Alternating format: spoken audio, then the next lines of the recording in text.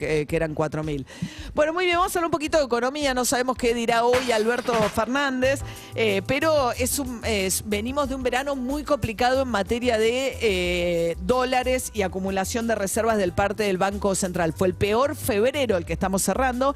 Sin embargo, no se movieron los dólares. O sea, es como una paradoja, porque para los que miran mucho la evolución de los distintos tipos de cambio que hay, el dólar no se movió mucho, pero el central tuvo un mes muy difícil. Fue difícil enero y fue difícil febrero, porque a pesar de que están entregando pocos dólares para cuidar la balanza de pagos y para cuidar las reservas, así todos están con déficit, digamos, y pierde dólares el central. Juan Manuel Telechea es economista, columnista del portal Cenital. ¿Cómo andás, Juan Manuel? Buen día. ¿Cómo estás, María? ¿Todo bien? Muy bien. Bueno, un verano difícil, ¿no? La peor liquidación en 20 años, el peor febrero en 20 años. Sí, la verdad que el año arrancó bastante complicado. En el panorama, digamos, en el frente externo, ahí el gran problema que estamos teniendo es la sequía, ¿no? Obviamente que está impactando de manera muy profunda. Se estima que para este año, si la cosa sigue así, van a ser unos 8.000, 9.000 millones de dólares menos que van a ingresar por exportaciones, y eso es un poco lo que está sintiendo el Banco Central en estos primeros 2 meses, que no está pudiendo acumular reservas, ¿no? Pensemos que la principal fuente de la oferta de dólares que entra en el mercado viene por el lado de las exportaciones, y además muchos de esos dólares previamente habían sido, digamos, adelantados con las liquidaciones del famoso dólar soja. Entonces, el exportador que tenía un stock ahí remanente ya lo liquidó, y entonces todo eso está, digamos, esa combinación de factores está haciendo que el Banco Central no pueda acumular reservas.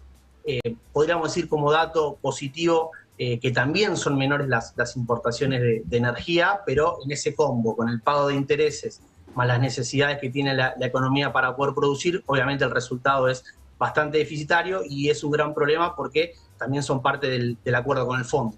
Claro.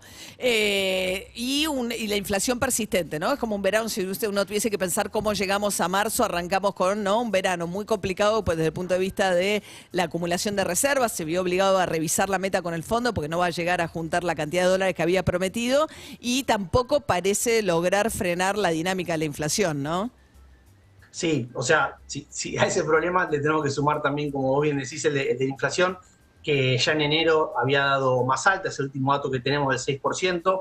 Febrero acaba de cerrar ayer, y las mediciones de las principales consultoras privadas también dan en torno al 6% o un poquito más.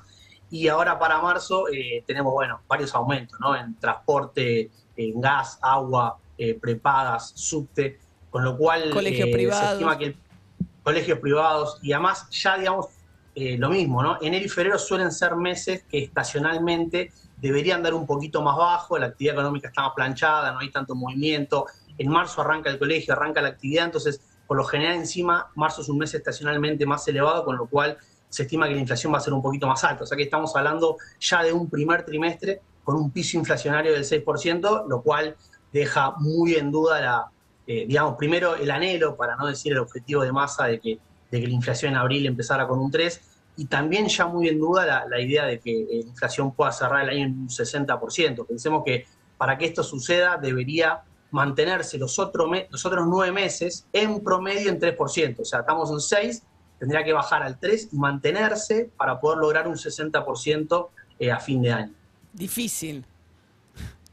Y es muy complicado porque, digamos, esto ya lo charlamos en algunas digamos, colaboraciones anteriores. La inflación va generando pisos cada vez más elevados, y a medida que esos pisos van aumentando, toda la política económica y las principales variables que afectan a la inflación también se van acomodando a ese nivel más alto, porque si no quedan rezagadas. Entonces, vos hoy tenés que el dólar, que en 2021 había estado bastante estable y había tratado de funcionar como una ancla cambiaria, al quedar en un nivel muy bajo, hoy no puede seguir bajando, entonces el Banco Central está obligado a aumentarlo a la par de la inflación.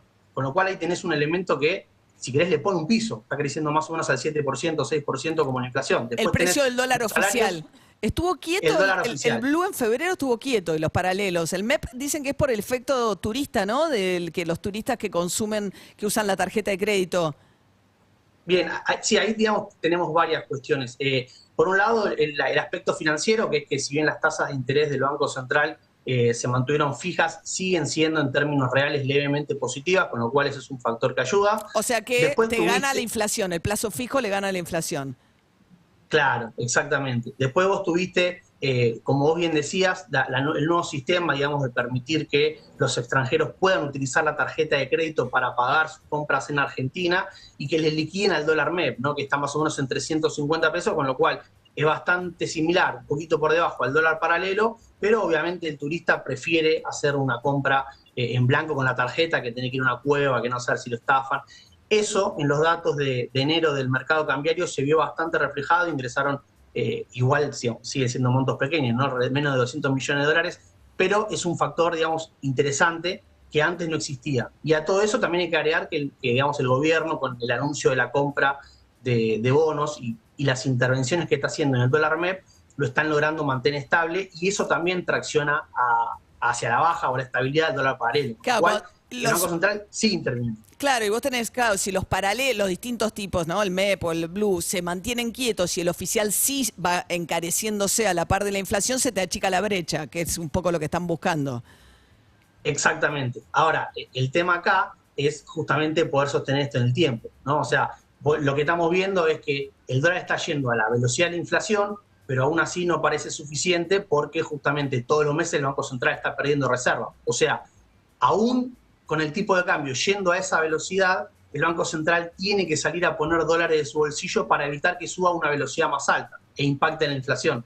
Entonces, acá tenés un problema porque los dólares que tiene el Banco Central son bastante finitos, las reservas netas dan prácticamente nulas, con lo cual su margen de intervención es cada vez más acotado. Claro. Y entonces ahí hay que ver cómo se puede contener, ¿no? Todos estos malabares que hay que hacer para mantener la economía argentina relativamente Más estable. el año electoral, ¿no? Que le pone también siempre incertidumbre a esto. Bueno, así arrancamos, 1 de marzo, con todo este panorama económico. Juan Manuel Telechea. Gracias, Juan Manuel.